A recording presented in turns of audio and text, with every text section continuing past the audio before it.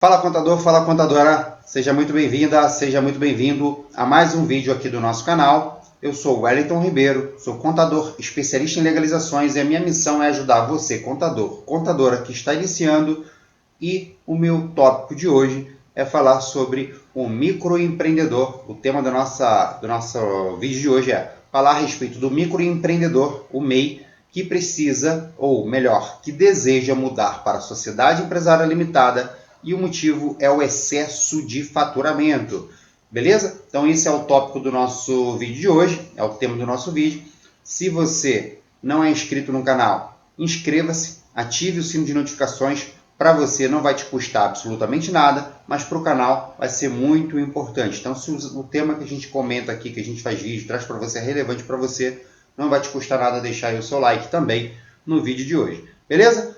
Quem ainda não me segue lá no meu perfil no Instagram, siga nosso perfil, @contadorwellingtonribeiro, @wellingtonribeiro.contador, e lá eu libero a caixinha de perguntas, no qual você vai poder tirar todas as suas dúvidas. Quando eu colocar a caixinha de perguntas, você manda a sua dúvida lá e você vai ter a sua dúvida respondida, beleza?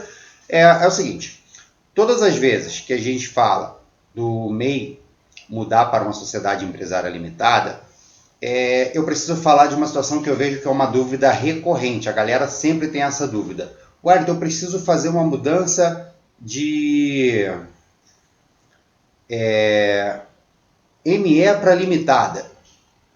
As pessoas estão confundindo, sempre mandam essa dúvida para mim, e é recorrente, natureza jurídica com porte. Eu sempre falo isso, mas a galera ainda tem dúvida e a gente está aqui para ajudar a esclarecer essa dúvida. Então você que está chegando aqui agora, saiba que o que define o porte é o tamanho de uma empresa. Porte é o tamanho dessa empresa, o que define isso é o seu faturamento, tá bom? Então uma empresa, um microempreendedor, por exemplo, ele tem um limite de faturamento até 81 mil, né, anual. A microempresa, 360 mil. Eu estou falando no momento que estou gravando esse vídeo, tá bom? E as empresas de pequeno porte até 4,8 milhões de reais. Então vamos lá. E quem fatura acima disso? Aí são as demais, tá? E aí é o seguinte, quando a gente tem um MEI que ele ultrapassou o limite de faturamento, nós precisamos entender uma regra, uma regrinha.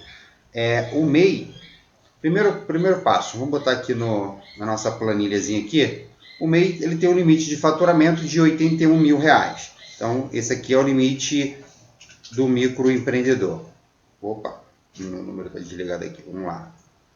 O limite de faturamento dele anual é esse, tá? Vou botar aqui, MEI.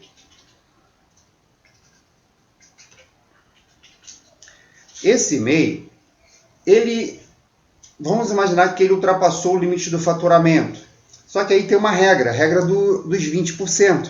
Eu vou explicar isso aqui para vocês. Se o limite que ele ultrapassou, né, de 81 mil, for superior a 20%, ele vai ser desenquadrado retroativo a janeiro do ano corrente. Se for inferior a 20%, ele vai ser desenquadrado em janeiro do ano seguinte. Então aqui a gente está em 2023. Vamos botar aqui a seguinte situação. Ele tem um limite de faturamento de 81k. Vamos imaginar que ele faturou 85 mil. Aqui, se ele permanecer até 31 de dezembro, né? Vamos botar aqui o limite aqui com mais 20%, vai dar 97.200, se não me engano. Vou botar aqui 81 mil, 81 mais 20%. É isso mesmo, 97.200. Então, aqui vamos lá. Primeira regra.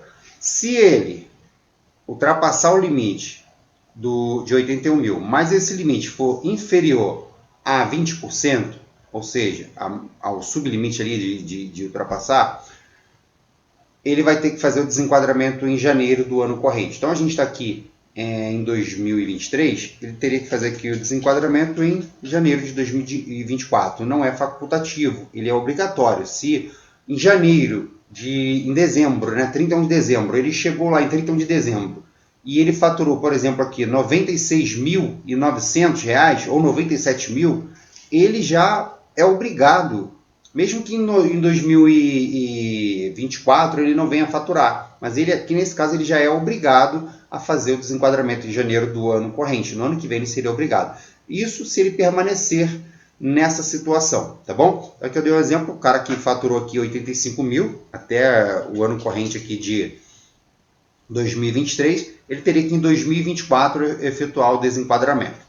Agora, vamos imaginar que nós temos aqui um caso em que o microempreendedor faturou 100 mil reais. Vamos botar aqui 100 mil reais. Aí, esse desenquadramento, ele passa a ter efeito a partir de é retroativo, 1º de janeiro de 2023. 1º de janeiro de 2023 vai ser o motivo.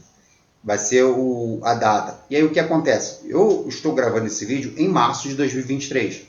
Ele teria que recolher a diferença do Simples Nacional como uma microempresa janeiro e fevereiro. E aí vai pagar com juros e correções, porque a guia de janeiro vence 20 de fevereiro.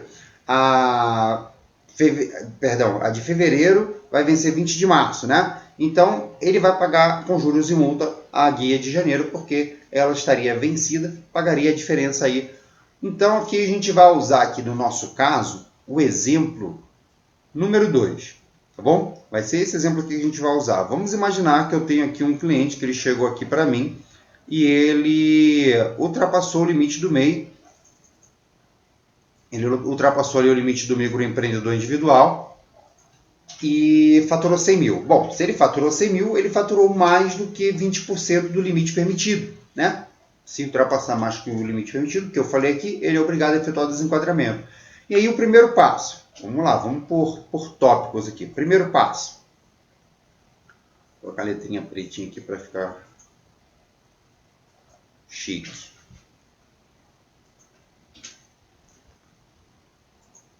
Primeiro passo aqui, efetuar o desenquadramento.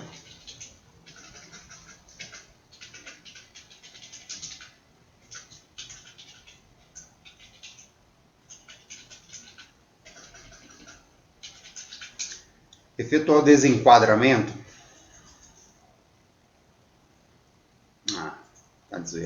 Vai efetuar lá o desenquadramento, beleza?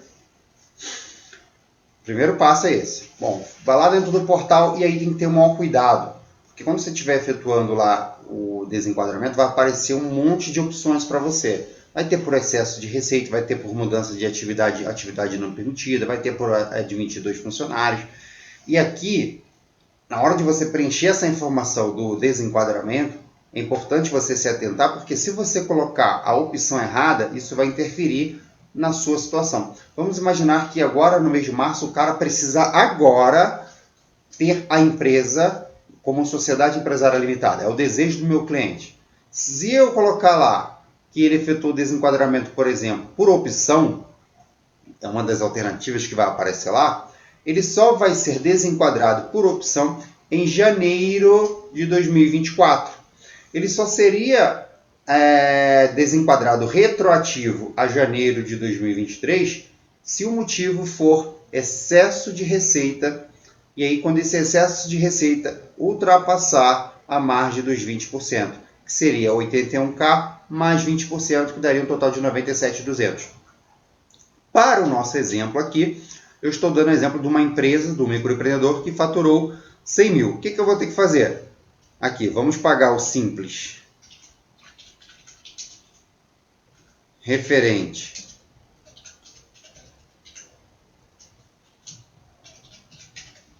vai pagar ali a diferença. Por que diferença, Wellington? Se ele pagou lá a guia do MEI, né, ele pagou lá os seus 70, 80 reais, ele vai abater quando ele for fazer a apuração do Simples Nacional como uma microempresa. Então vai fazer, e aí a partir daqui, todos os meses subsequentes, ele vai fazer dentro do Simples Nacional, dentro lá do portal Simples Nacional, declaração mensal e fazer a apuração da guia como uma microempresa. Beleza? Aí aqui a gente vai fazer o desenquadramento. Bom, efetuou o desenquadramento, olha, o microempreendedor ele pode estar funcionando no local, num determinado endereço. Isso não garante que, uma vez que ele precisa e tem a necessidade de ter um alvará de funcionamento, a prefeitura vai aprovar. Então você vai ter que fazer uma consulta prévia de local. Por quê? Se você fizer uma consulta prévia de local, você vai ter a certeza de que a atividade é permitida e que você vai poder fazer a formalização desse microempreendedor nesse endereço. Porque se você parar para pensar, a formalização do MEI, ele nem entra em contato com a prefeitura. Você entra lá no portal do MEI, o cara tira o CC-MEI, né, o certificado de MEI, tira o CNPJ e começa a gerar guia mensal. Ok? Ele tem lá o certificado de MEI que daria o poder de alvará provisório e tudo mais. Mas a partir do momento que ele migra para uma sociedade empresária limitada, que ele vai para uma microempresa, né, muda ali o seu porte, ele precisa pedir um alvará de funcionamento. E quem vai dar isso é a prefeitura. E a prefeitura você tem duas situações. Em cidades que exige consulta prévia de local, você tem que fazer a consulta prévia de local. Em cidades que não tem consulta prévia de local, você vai para dentro do portal do Regime e faz a viabilidade para que você tenha ali a aprovação da prefeitura. A viabilidade aprovada, você dá sequência ali no processo de abertura. Então, primeiro passo nosso é efetuar o desenquadramento. Para o nosso caso aqui, eu vou botar aqui o motivo. Vou botar aqui o motivo. Receita superior ao limite de 20%.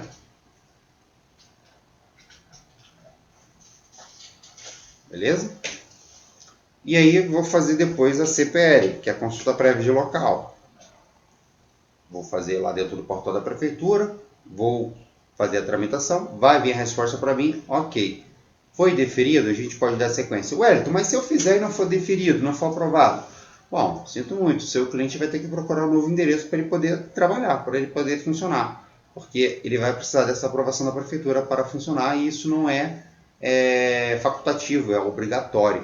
Tá bom? Para uma microempresa, para uma sociedade empresária limitada, não é facultativo, será obrigatório isso aqui. Então você vai fazer a CPL. Depois que você fizer a CPL, você vai fazer a viabilidade. Então você vai acessar lá o portal do Regime, da RedeSim, e olha, a viabilidade ela pode ser o próximo passo, tá? Tem cidades que não tem consulta prévia de local. Você pode, dentro do portal da RedeSim, você tem lá todos os municípios que exigem ter consulta prévia de local e os que não exigem. Então você consegue consultar lá. Então, feito isso, você vai fazer a viabilidade. Essa viabilidade é interessante dizer que você vai fazer para um processo de transformação. Para o nosso caso aqui, nós vamos mudar a natureza jurídica. Por quê? Vou até colocar aqui o que você vai colocar lá. Ó. Natureza jurídica. O que vai mudar? E por que natureza jurídica, pessoal? Ele não era MEI? Ele vai para uma sociedade empresária limitada. Então a gente tem que mudar aqui a natureza jurídica. Mudando aqui a natureza jurídica, ninguém me ligou aqui na hora, peraí. Mudando aqui a natureza jurídica, a gente também vai precisar mudar a razão social. Razão social. Por quê? Na qualidade de MEI, o nome dele é seguido ali, né? O nome seguido das iniciais ali da raiz do CNPJ. Na condição de sociedade empresária limitada, ele tem que obrigatoriamente botar a razão social, o nome da empresa. Então, você vai colocar a natureza jurídica e a razão social, que para o nosso caso aqui tem que terminar com LTDA no final. Então, você poderia colocar aqui, ó, Coca-Cola Comércio Limitada, por exemplo. É um exemplo aqui de razão social. No caso do MEI seria lá Wellington Ribeiro e a raiz do meu CNPJ, que seria o nome. Então a gente precisa mudar. Natureza jurídica, razão social, são duas obrigatoriedades aqui da sua viabilidade. Você vai ter que marcar essas opções. Aí, se você for mudar mais alguma coisa, por exemplo, se você quiser mudar a atividade, se você quiser mudar o endereço, você vai poder incluir, né, nessa viabilidade. Quero mudar minha forma de atuação. Você vai poder incluir nessa viabilidade. Aqui são dois tipos de situações obrigatórias. Você vai marcar essas duas opções aqui, são obrigatórias. As demais vai de acordo com a necessidade do seu processo. Feito isso, você vai fazer o DBE. O que é o DBE? O DBE é o documento básico de entrada no CNPJ. Você vai fazer o DBE de acordo com o que você informou na viabilidade, inclusive você vai informar o código lá do protocolo da viabilidade, porque você vai precisar alterar a natureza jurídica, você vai precisar alterar o quadro societário, lá no DBA você vai ter que formar quadro societário, você vai ter que mudar a razão social, escolher todos esses eventos. E quando a gente fala de quadro societário, é porque na condição de MEI, de microempreendedor, não existe QSA. Mas se a gente está mudando para uma sociedade empresária limitada, vai ter a necessidade de fazer o preenchimento do QSA, beleza? Então faz o DBE alterando essas informações. Fiz o DBE, fiz o DBE. E agora? Qual o próximo passo? Bom, fez o DBE, você vai fazer agora o contrato. Faz o contrato social de transformação de MEI para LTDA. Beleza? E aí nesse contrato você vai colocar lá todas as cláusulas obrigatórias e as cláusulas de alterações. Altera-se a razão social para, altera-se a natureza jurídica para a sociedade empresária limitada, altera-se, se for o caso, o endereço, enfim, você vai colocar todas as alterações, depois você vem e consolida o contrato, beleza? Então, dito tudo isso, você colocou aqui alteração do contrato social. O microempreendedor, quando você efetua o desenquadramento, ele automaticamente já vai para o porte de microempresa. Ele já vai para o porte de microempresa, é automático, tá bom? É assim, fez o desenquadramento, ele já deixa automático. Porém, você vai ter que dar entrada para a Receita Federal, se você tirar lá o CNPJ, já vai estar constando lá automático. Porém, para a junta comercial, você vai fazer uma declaração. Todas as juntas comerciais têm um modelo de ME, de enquadramento.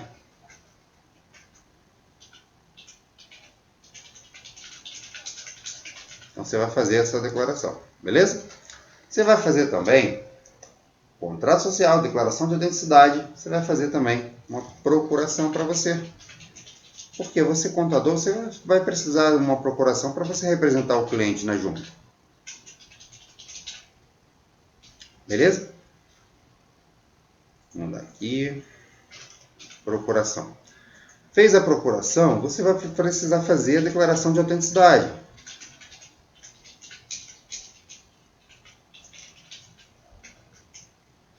Porque você, contador, você tem fé pública para dizer se aquele documento ele é original ou não. E isso dispensa o cliente, por exemplo, de ter a necessidade de reconhecer firma.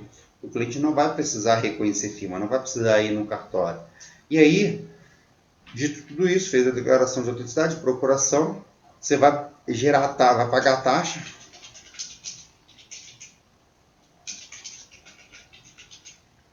Taxa da junta. Depois você vai protocolar o processo. Se for o caso, se for algumas atividades que precisam e exigem inscrição estadual, se você quiser solicitar, você já pode fazer aqui dentro desse processo. A inscrição estadual via a viabilidade, sai automático, tá bom? Então, se você quiser solicitar o caso, você pode... Mas aí a inscrição estadual também tem uma observação que ela digamos assim, não é obrigatória para todos os negócios, todas as empresas, somente para aquelas empresas que têm atividade, por exemplo, de telecomunicação, transporte, comércio, são as principais. Então, assim, se não for esse caso, você não vai precisar solicitar a inscrição estadual. Feito tudo isso, você vai dar entrada na junta comercial, esse processo ele vai tramitar, vai rolar lá dentro um período, e ele vai voltar para você deferido. Vai sair o contrato, vai sair o CNPJ, e aí você vai junto à prefeitura, junto à área de licenciamento, solicitar o seu alvará de funcionamento para funcionar. E aí aquele microempreendedor, ele passa a ser formalizado a partir do contrato social como uma sociedade empresária limitada. Inclusive, existe aqui nessa situação, a situação onde um microempreendedor ele pode acrescentar mais um sócio. Ele pode colocar ali o sócio, o sócio A, o sócio B, enfim, acrescentar lá no quadro societário. Dito tudo isso, efetuamos o pagamento da taxa, protocolamos, vamos pedir o alvará. Emissão do alvará de funcionamento. Beleza? Esse é o alvará de funcionamento. Feito aqui o alvará de funcionamento, solicitou, eu preciso dizer para vocês que para fazer isso, eu vou colocar aqui um outro tópico aqui, você vai precisar de alguns documentos.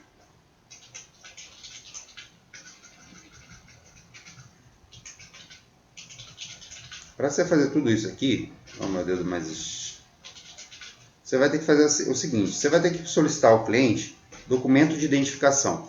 E olha, você vai falar, pô, mas o cara só vai ficar ele já era um microempreendedor. Oh meu Deus.